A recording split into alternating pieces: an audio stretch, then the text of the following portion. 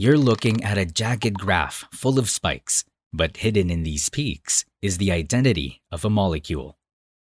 When you know how to read a mass spectrum, you can work backward from fragments to uncover a molecule's structure.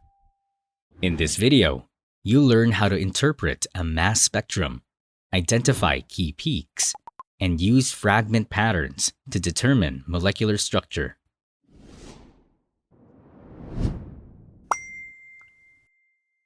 A mass spectrum plots mass-to-charge ratio on the horizontal axis and relative abundance on the vertical axis.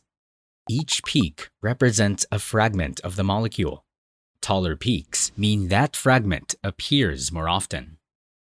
The molecular ion peak, often called M+, represents the molecule that stayed intact after ionization. Some molecules break apart so easily that this peak is weak or even missing, but when it's present, it tells us the molecular mass. Just to the right, you'll often see an M+1 peak. This comes from naturally occurring carbon-13 isotopes. These isotope peaks are useful to recognize, but they're not usually the most important features. So far, we've covered what the axes mean, the molecular ion peak, and the M+1 peak. Curious how much you're remembering? Your personalized practice test, flashcard set, and study guide are all waiting for you. Just tap the link now and keep watching. Future you will thank you. Now let's put everything together with a real example. Acetone. Acetone's molecular ion peak appears at 58, matching its molecular mass. The tallest peak is called the base peak. It's set to 100% intensity, and all other peaks are measured relative to it. Here, the base peak at 43 comes from losing a methyl group, which has a mass of 15.